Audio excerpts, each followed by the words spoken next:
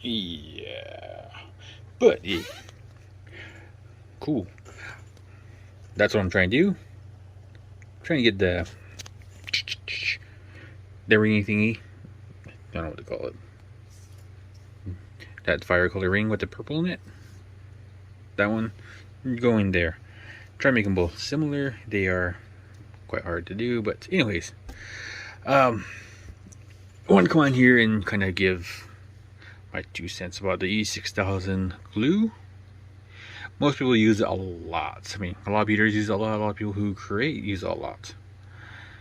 The smell is horrendous if you're not used to it. First time trying it, oh my gosh, I could smell it for weeks. I mean, we have uncle on the couch, our auntie that won't get up. Give him a level for this. It's like smelling salt on the cheap. I mean, it's strong. But anyways, I was at the craft store, or I don't know, I was somewhere out and about and I ran across this. Fancy enough, it looks like the E6000 glue. It even says use like E6000 glue. So it's Gorilla Contact Adhesive Clear Bond, metal, glass, fabric, wood, ceramic, leather, paper, plastic, and more. 100% waterproof, permanently bond, just holds in seconds. That's the part that kind of gets me. Holds, flexible, paintable, photo safe. So you can throw your beadwork in the washer, dryer. It's clear and it's strong. So I want to see how strong it is compared to that. This is quite strong. It does get on your hands. It does get sticky. I mean, I've used it on many things throughout the years, such as the backing of earrings and using for my crystal centers. So let me get to finishing this, and then I'll go and test this with assembling my earrings. So let me cut to the next thing of the game is done. A few moments later, actually a day later, I finally got it done. Both sides. See, ready. Anywho, back to the point of this video. The Gorilla Glue used like E6000. We'll see. Anyways, I got the backing cut out for these. I did use my whatever this is, Art Loft circle thingy majiggy. I don't know the name of things right now. This morning I just had my coffee. But anywho, the way I measured this is I go here. So you see that's a 1.75" circle. So I go one size down, so at least shows one of the rows missing.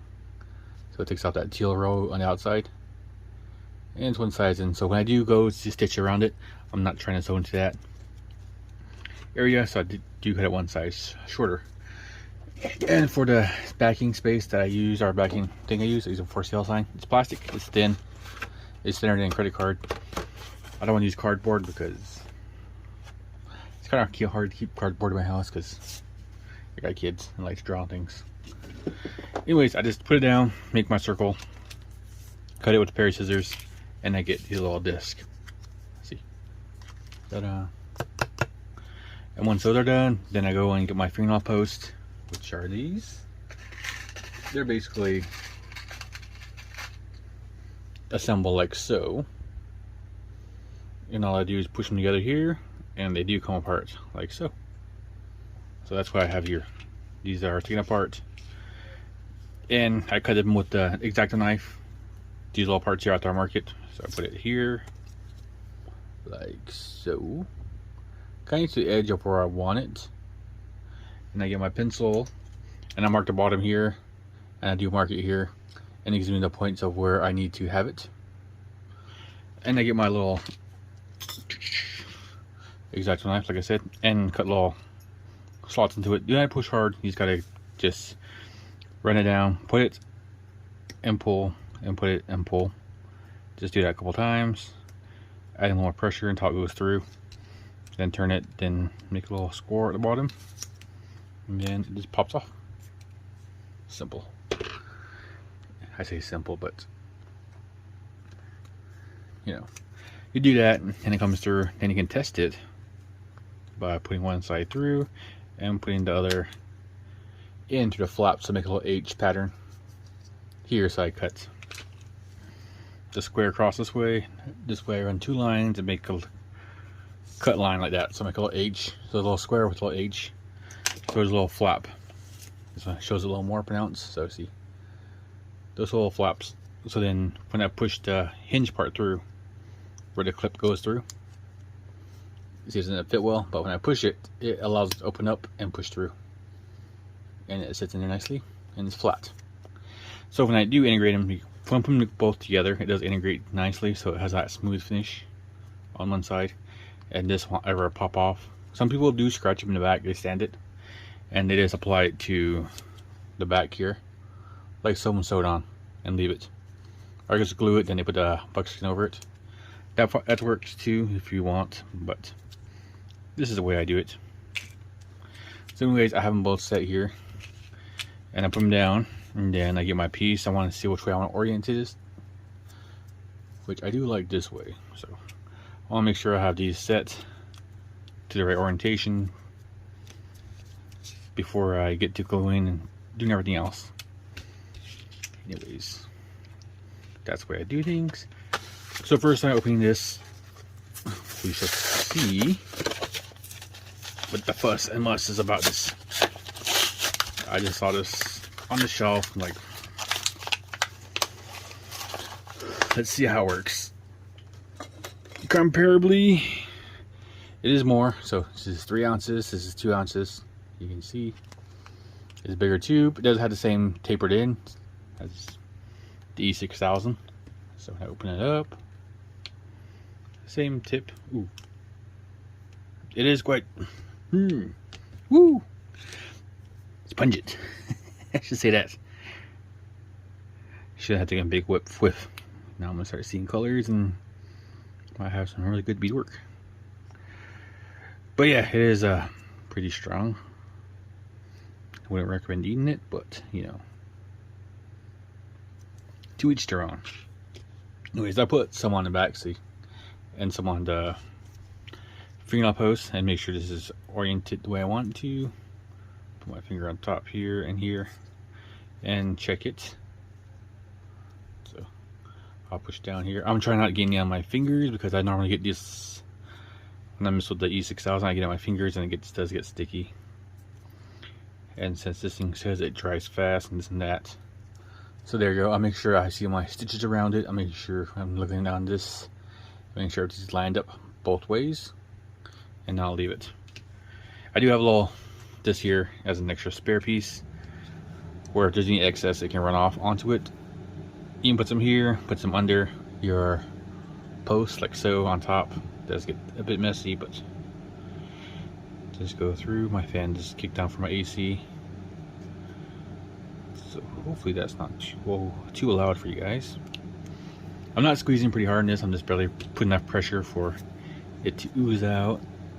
So if you're not used to doing it like this, you can turn this around and just set it this way and turn it over. And then move it around and then just push as you need to set this. Yeah, then I am used to E6000. The smell of E6000, but this overpowers that. So yeah, it's strong. To say the least. The fan did kick on me. It's circulating. When you open a window, use it somewhere there. I mean, ooh, yeah, quite strong. But anyways, so there. This has been on for what, a few minutes, and I can still adjust it, but it's not super crazy. Yeah, it does set up a little faster than the E6000, it seems. Pushing flat. It is clear, but it is strong. I mean, beware that the vapors are strong. It does say harmful vapors, flammable, irritates. Store, get away from children, animals, read caution back, blah blah blah. I don't read, but do not breathe fumes. Do not use their spark flames. So that's kind of interesting. Do not get on skin. That's what I use it for. It's a craft. harmful vapors, So yeah, it's kind of scary. On the E6000,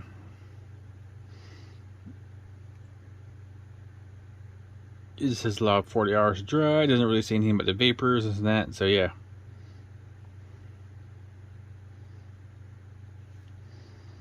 It is strong, but it's not as crazy. Harmful vapors, but yeah, this is way stronger, so just be aware of that if you guys get this. But anyways, that's kind of like my demo for this. I was just showing you guys that I used it, trying to see how it is. So far, it's quite well. I mean, I know with this one, it does take a bit to cure. This one is bonding pretty fast, or gluing pretty fast to that piece. I didn't get it in my hand, so I think it's awesome. But yeah, I probably would recommend this if you're using it for stuff like your cabs and stuff. If you're doing stuff like that, I'll probably use for that because it does seem like it holds pretty good and pretty fast. If you're just using it to assemble stuff and kind of do backing things, I would recommend using the E6000 glue if you're still used to that. But yeah, just for the cabs and stuff. Oh man, my eyes are my eyes are kind of, you know, getting a little itchy and irritated. But yeah, at least have fan or something going. You hear the fan in the background going, so just gotta get the room kind of aired out and vape. I know, cleared out a little bit, go take some fresh air. But anyways, that was a demo on that Gorilla Glue and kind of how and where I would use it and how I would use it. But anyways, I'll get back to finishing these and probably do another video on them when they're done. Because I got that to do, I got hummingbirds to do, and I got tons of stuff to do. Hopefully that was informative, and thank you guys for watching.